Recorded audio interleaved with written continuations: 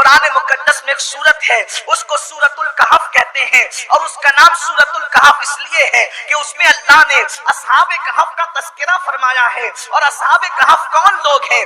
اصحاب کہف کا مطلب ہوتا ہے غار والے اصحاب۔ میرے پیارے آقا علیہ السلام کے پیارے دیوانوں، وہ غار والے اصحاب کی فضیلت آپ جانتے ہیں۔ ان کے بارے میں اللہ کے حبیب مصطفیٰ جان رحمت نے فرمایا کہ اگر اصحاب کہف کا نام کسی گھر میں لیا جائے تو اس گھر میں چوری نہیں ہوگی، اس گھر میں آگ نہیں لگے گی۔ میرے آقا علیہ السلام کے دیوانوں، اصحاب کہف کے نام اگر کسی کے دروازے پر لکھ دیا جائے تو اس گھر کے اندر کبھی طاعون کی وبا نہیں آئے گی، اس گھر میں کبھی موذی بیماری نہیں آئے گی۔ اصحاب کہف کے نام اتنے مکرم ہیں، اتنے محترم ہیں، اتنے عظیم ہیں۔ آج کل ہماری قوم کے جوان دراصل نہ قرآن پڑھتے ہیں، نہ حدیث پڑھتے ہیں، نہ قرآن سمجھتے ہیں، نہ حدیث سمجھتے ہیں۔ جس نے جیسا بول دیا، کوا کان لے گیا، کوے کے پیچھے دوڑا، لیکن کبھی کان کو ہاتھ لگا کر نہیں دیکھا۔ تو بات چل رہی تھی اصحاب کہف، وہ چند بندے ہیں، چند بندے، ان کی شان یہ ہے کہ بات یہ تھی کہ وہ حضرت عیسیٰ کے امتی ہے علیہ السلام، حضرت عیسیٰ علیہ السلام کے امتی، ان کا ذکر قرآن میں آیا۔ کچھ لوگ یہ بھی کہتے ہیں، ہمارے کچھ بھائی نوجوان لڑکے چھوکرے جنہیں دین کی معلومات نہیں، یہ ولیوں کا ذکر لے کر کیا بیٹھ گئے۔ ہم کہتے ہیں اللہ کو کیا ضرورت تھی اصحاب کہف کا ذکر بیان کرنے کی، پوری سورت ہی ان کے نام کر دی، پوری سورت ان کے نام کر دی۔ بھائیوں، تراویح میں جب تک سورہ کہف نہ پڑھی جائے قرآن ختم نہیں ہوتا۔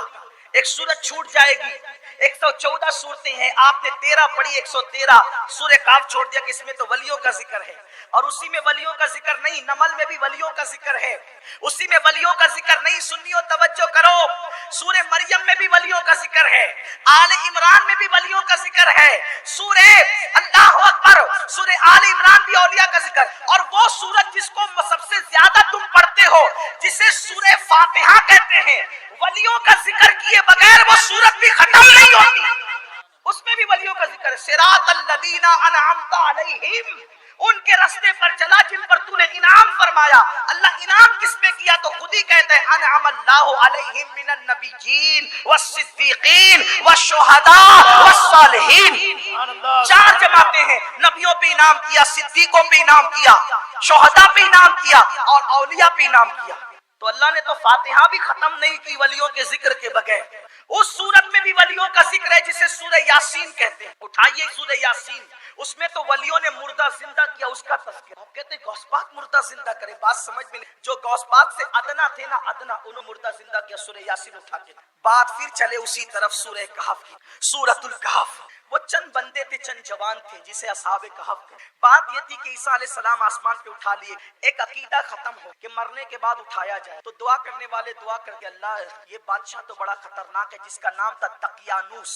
دقیانوس یہ بادشاہ تھا جو عیسیٰ علیہ السلام پہ ایمان لاتا، توحید اور رسالت کی باتیں کرتا، وہ قتل کر اور کہتا کہ مجھے خدا مانو، میرے عقیدے کو قبول کرو، زبردستی اپنا عقیدہ قبول کروانے کی بات کرتا۔ چند جوان تھے، قرآن اس کے بارے میں حتمی بات نہیں کرتا، بلکہ یہ بات قرآن راز کے طور پہ رکھتا ہے کہ وہ اتنے تھے تو اتنا ان کا کتا تھا، وہ اتنے تھے تو ان کا کتا اتنا تھا، وہ اتنے تھے تو ان کا کتا اتنا تھا۔ تعداد اللہ نے راز میں رکھی، کیوں رکھی لیکن اللہ ہی جانے، کچھ باتیں راز میں رکھی، اور اولیاء کی بات تو خاص راز میں رکھی، بلکہ اللہ فرماتا ہے اولیائی تحت قبائی، میرے اولیاء میری چادر غیرت کے نیچے چھپے ہوئے ہیں۔ اللہ کیا کہتا ہے؟ اولیائی تحت قبائی، میرے اولیاء میری چادر غیرت کے نیچے چھپے ہوئے ہیں۔ اس کا صحیح ترجمہ کروں تو آپ اٹھ کر بھاگ جائیں، میری بات بھی نہ مانے، لیکن جتنا برداشت کر سکتے اتنا ہی ترجمہ کر رہا ہوں۔ اللہ فرماتا ہے میرے ولی میری چادر غیرت کے نیچے چھپے ہوئے ہیں۔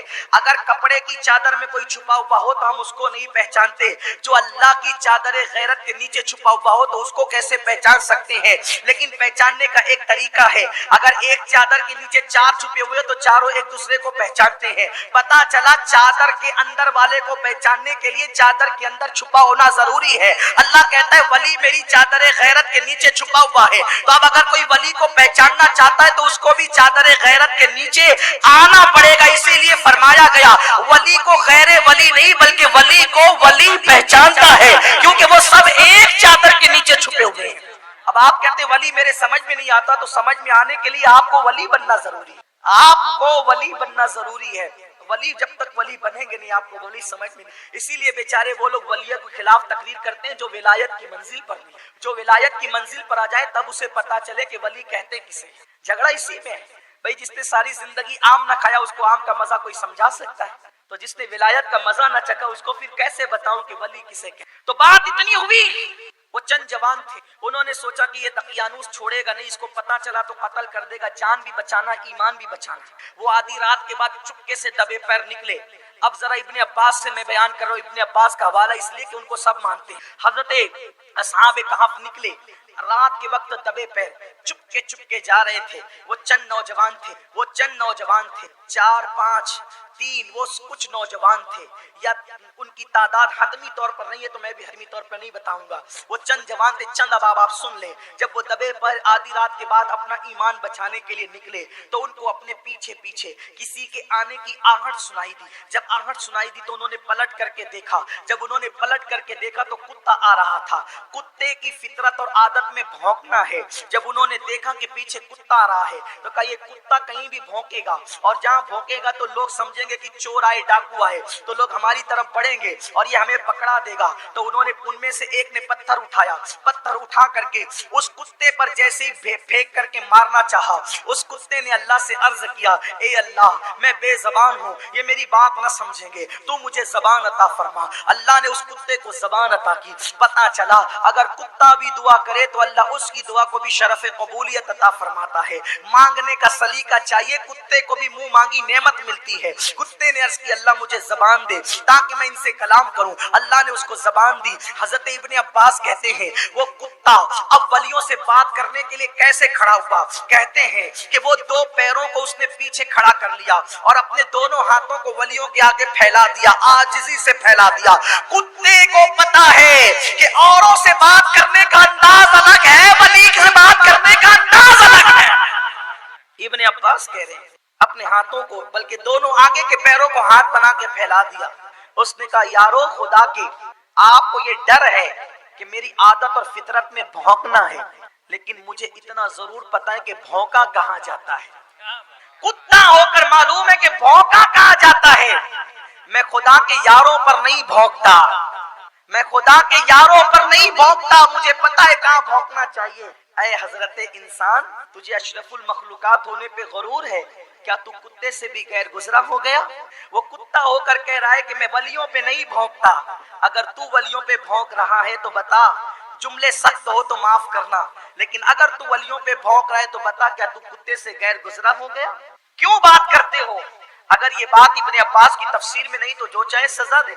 کتے نے کہا میں بھونکوں گا نہیں، مجھے لے چلیں، پہرا دوں گا، آپ کے قریب کسی کو آنے نہیں دوں گا، آپ مجھے لے چلے، میں نہیں بھونکوں گا۔ ان اولیاء نے جب اس کی زبان سن لی تو کہا چلو یہ اور کتوں کی طرح نہیں ہے، قربان دنیا میں کروڑوں کتے پیدا ہوئے مر گئے، کسی کا ذکر نہیں آتا، لیکن اس کتے کا نام بھی آتا ہے، اس کا نام ہے قطمیر۔ کوئی ذکر کرے نہ کرے اللہ نے کیا کیونکہ اس کے دوستوں کو۔ اور صوفیاء فرماتے ہیں اگر کتے بھونکے تو یا قطمیر کہا کرو، یا پھر یہ آیت پڑھو قلبہم باسطن، جس میں کتے کا ذکر آیا۔ قلب ولی کا نام لینے سے مصیبت ٹلتی ہے، بات سمجھ میں نہیں آتی۔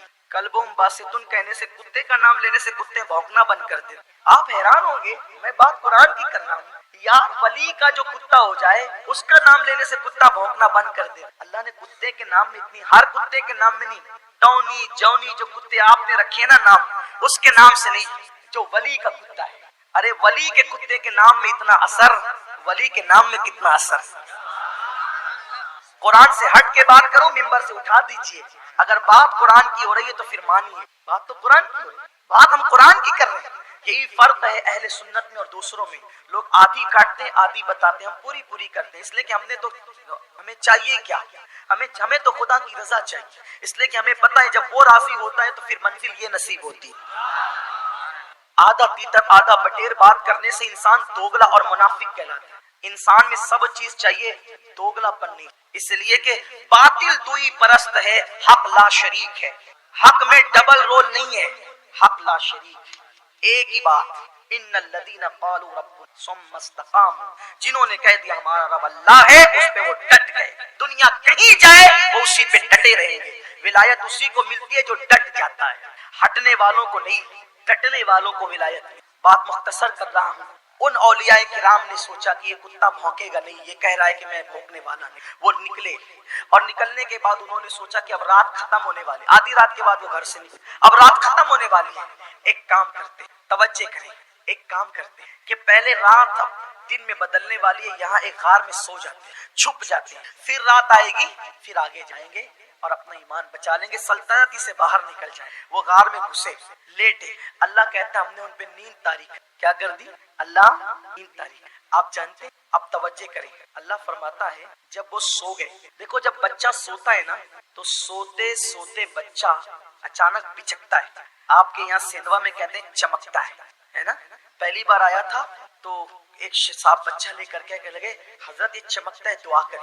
मुझे हैरत हुई, तो मैंने हमारे फैयाज भाई से कहा ये चमकने का मतलब क्या है, तो पता नहीं बाबा क्या मतलब। फिर हमारे यहाँ के साथी ने बताया चमकना, हमारे यहाँ महाराष्ट्र चमकना कहते, उसको आपके यहाँ चमकना कहते। बहरहाल तो बच्चे जब बिचकते चमकते हैं तो माँ क्या करती है पता है कि कान को ऐसे कान को थपकी देती है तो बच्चा सो। कान को में क्या क्या हिकमत है, वो कुरान में अल्लाह फरमाता है कि जब गार में वो औलिया सो रहे थे, वह जरा बना, हम उनके कानों पे थका, जरा बना।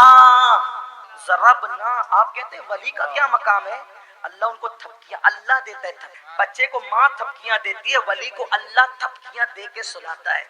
अल्लाह वली को वह जरा बना का मतलब तो कोई बयान करे कि हम उनको थपकियां देते, खुदा जिसको थपकियां दे उसे वली कहते हैं। और जब ईसा की उम्मत के औलिया को खुदा देता है थपकियां, तो जब उम्मत मोहम्मदिया के औलिया की शान क्या होगी? सुभान अल्लाह, सुभान अल्लाह। जो मर के मिट्टी में जाए उन्हें भी थपकियां दी जाती है, जो मर के मिट्टी में मिल जाए उन्हें भी थपकियां दी जाती है। जरा सोचो तो सही मेरे प्यारे आका सल्लल्लाहु अलैहि वसल्लम के दीवानों, अगर ये बात कुरान में नहीं, देखो फाजिया बैठे हो, उठा के लाओ कुरान।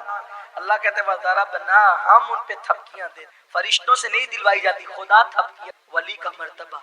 और कितने साल तक सुलाते रहे थपकियां देकर, कितने साल तक? 309 साल। करवट बदलवाई जाती थी, करवट बदल थपकियां दी जाती। और जब सूरज आता उनके करीब तो अल्लाह फरमाता है हम सूरज का रास्ता बदल दे, गार के अंधेरे में किरण न पहुंचे, उनकी आंख न खुले, उनकी नींद का भी इकराम किया जाता था और सूरज रास्ता बदल देता था जब वो आता था। 309 साल तक के वो सोते रहे। 309 साल के बाद हुकूमत बदली, बल्कि 309 साल के बाद नहीं, चंद ही साल के बाद हुकूमत बदली, हालात बदले। एक बादशाह अब बहुत नेक आ गया, देखा कि लोग फिस्क व फुजूर करते हैं, अच्छे अमल नहीं, बिगड़ गए लोग। कब तो बादशाह दुआ करा अल्लाह दिखा दे कुछ दे ताकि ये ईमान ले आए, ऐसे तो नहीं मानते, दिखा दे। अभी नहीं देखते आप कब्रें औलिया अल्लाह की सांस ले रहे, उसमें लोग कुछ का कुछ कह रहे हैं का ये तो मुजावरों की साजिश है, ये तो ये है वो। मैं अमलनेर में हजरत शाहनूर बाबा का मजार जब सांस लेने लगा तो मुझे हमारे मसूद भाई के वालिद साहब बड़े हमारे अजीज है दीन दादा, उन्होंने वो वहाँ के खुदाम में तो हमारे फैयाज भाई ने कि हमारे यहाँ ऐसा है। मैं रातों रात गया, हमने पूरी चादर उठाई, चादर उठा करके साफ की, कुछ नहीं दिखा। फिर उसके बाद चादर डाली तो फिर नंदुरबार में मज़ारात में लो देखा, हिंदुस्तान में हजरत इमाम बादशाह का मज़ार और भी हजरत अव्वल गाजी का मज़ार और भी लोगों ने देखा। जब लोग दलील नहीं मानते तो खुदा इस तरह खुदा दिखाता है। मुर्दा समझने वालों यूं देखो चादरें, लेकिन फिर भी लोग नहीं मानते तो मुकद्दर की बात है। पे मोहर लग जाए तो फिर आदमी सो जाए नहीं। सुम्मुम बुक्मुन उम्युन, उनके बारे में अल्लाह दिलों पर मोहर लगी, आंखों पे मोहर लगी, कानों पर मोहर लगी। बहरहाल तो वो दुआ करता था बादशाह, नेक दिल बादशाह, अल्लाह कोई निशानी दिखा तो अल्लाह ने फैसला किया जिनको 309 साल से थपकियां दे के सुला रहा है अब उनको उठाया। 309 साल के बाद उनकी आंख खुली। जब आंख खुली तो उन्होंने 309 साल से सो रहे थे तो भूख, अब उठे हैं तो भूख, उनको ऐसा लगा कि जैसे हम रात को सोए थे और सुबह उठ गए, उनको नहीं लगा। अब यही बात है, कभी कभी नौजवानों के दिमाग में बात आती है यार हजारों साल तक कब्रों में सोएंगे तो थकेंगे नहीं, सोते कयामत तक सोना है ना कब्र में। 309 साल तक सोए तो क्या लगा उनको, रात को सोए और सुबह। तो हम भी जब अपनी कब्र में दाखिल किए जाएंगे और जब कयामत की सुबह को उठेंगे तो ऐसा लगेगा कि रात को सोए और सुबह उठ गए, कोई लंबा फासला नहीं होगा कब्र का। हजारों साल सोने के बाद भी ऐसा लगेगा रात को सोए सुबह। हजरत उज़ैर को अल्लाह ताला ने उन पर जो है वो मौत तारीफ फरमाई और जब वो उठे बरसों बाद उठे तो पूछा गया कि कितना सोए, तो कहा कि सुबह रात को सोए सुबह उठे। यही हाल होता है, बरसों सदियों सो, हजारों साल सो, قبر میں اٹھنے کے بعد یہی حال ہوگا. وہ اٹھے, ایسا لگا کہ ہم صبح کو اٹھے, ایک کو سکہ دیا کہ جاؤ کھانا لا. یہ گئے تو دیکھا کہ ماحول چھپ چھپا کر ماحول بدلا, چہرے عجیب ہے, عجیب سا حال ہے. بہرحال وہ نان بائی کے پاس گئے, پٹیارا ہوتا ہے نا روٹی پکانے والا, اس کے پاس گئے, اس سے کھانا لیا. اب کھانا اب دیکھ رہے تو بازار میں لوگ اللہ کی قسم کھا رہے ہیں, حضرت عیسیٰ کا نام لے رہے ہیں. راتوں رات ماحول کیسے چینج ہو گیا, راتوں رات ماحول کیسے بدل گیا. سکہ نکال کے دیا, سکہ دیکھا اور چہرہ دیکھا. سکہ تجھے کہاں سے ملا؟ میرا ہے. کہاں سے کیا ملا؟ یہ تو صدیوں پرانا سکہ ہے. یار یہ رات کو ہم سوئے ہیں, صبح اٹھے, کہے کا صدیوں پرانا؟ ضرور تمہارے ہاتھ دفینہ لگائے, صدیوں پرانا دفینہ تمہارے ہاتھ لگائے اور تم آئے ہو یہ سکہ لے کر. اس نے کیا کیا, سپاہی کو دیا اور سپاہی نے پکڑ کر بادشاہ کے پہنچایا. اللہ کی شان تو دیکھو, یوں بادشاہ کے پاس نہیں پہنچے جا سکتے تھے, پکڑائے گئے. یہ اللہ کی حکمت ہے, اللہ کے ہر کام میں حکمت ہے. پکڑے جاؤ تو پریشان مت ہوا کرو, مصیبت آئے تو پریشان مت ہوا کرو. جب یوسف کو کنویں میں ڈالا جاتا ہے تبھی مصر کا بادشاہ بنایا جاتا ہے. تھکا مت کرو, اللہ کے ہر کام میں حکمت ہے. مصیبت آئی تو حکمت, خوشی آئی تو حکمت, غم آئی تو حکمت, شادی ہو تو حکمت, میت ہو تو حکمت. اللہ کا کوئی کام حکمت سے خالی نہیں ہے. کبھی پریشان نہیں ہوئی. اگر یوسف کنویں میں نہ ڈالے جاتے تو نکالے کب جاتے, نکالے نہ جاتے تو بیچے کب جاتے, بیچے نہ جاتے تو مصر کب لے جائے جاتے, اور مصر میں بیچے نہ جاتے تو عزیز مصر کے گھر کب جاتے, نہ گھر جاتے تو زلیخا کب فدا ہوتی, نہ فدا ہوتی تو جیل کب جاتے, جیل نہ جاتے تو خواب میں کب دکھایا جاتا, خواب کی تعبیر نہ بتاتے تو مصر کے تخت پہ بٹھائے کب جاتے. جسے کنویں میں ڈالا جاتا ہے اسی کو مصر کا بادشاہ بنا. لوگ تو کنویں میں ڈالنے کو دیکھ رہے تھے, قدرت تو مصر کے بادشاہت کی طرف لے جا رہی. اس لیے مشکل میں کبھی مت پریشان ہونا, مشکل میں کبھی مت گھبرانا. میرا اللہ اپنے بندوں سے 70 ماہوں سے زیادہ پیار کرتا ہے. اس کے ہر کام میں حکمت ہے, اس کے ہر کام میں حکمت ہے. مکے میں ستایا نہ جاتا تو مدینہ آباد کیسے, یثرب مدینہ کب بنتا؟ لوگ کہتے ہیں نبی تو مجبور ہو گئے تھے اور وہ تو مکے سے نکالے گئے تھے. ارے نادان, یہ ستایا جانا بھی اللہ کی مرضی کے بغیر پتا نہیں ہلتا, تو اللہ کی مرضی کے بغیر کوئی پتھر کیسے مارے گا؟ قضا و قدر کے فیصلے ہوتے ہیں. مدینے کو اسلامی مملکت بنانا تھا, یثرب کو رشک عرش بنانا تھا, یثرب کو رشک جنت بنانا تھا.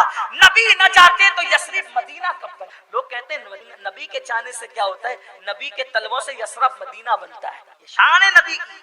تو بہرحال اس نے پکڑا دیا, بادشاہ کے پاس کھڑا کیا, کہا سچ بتانا تم کون ہو؟ کہا بھئی ہم رات کو غار میں سوئے تھے اور میرے ساتھی بھی چل کے دیکھ لو, ہم رات کو غار میں سوئے تھے, صبح اٹھے اور یہ کہتے ہیں کہ دفینہ لگا, یہ ہمارے پیسے. پھر اس نے کہا کہ رات کو سوئے, کہا یہ تو دقیانوس کی حکومت ہے نا. کہا یہ دقیانوس تو کب کا مر کے سڑ گیا, اس کی ہڈیاں بھی پگھل گئی ہوگی. کون سی بات کرتے ہو پاگلوں جیسی, اس کو مرے ہوئے 309 اس کو گزرے ہوئے جو ہے وہ تقریباً 3 صدیاں بیت گئی ہیں, اس کا نام و نشان بھی کئی بادشاہ گزر گئے. کہا اچھا ایسا ہے. تب بات کھلی کہ ہم 309 سال تک سوتے رہے.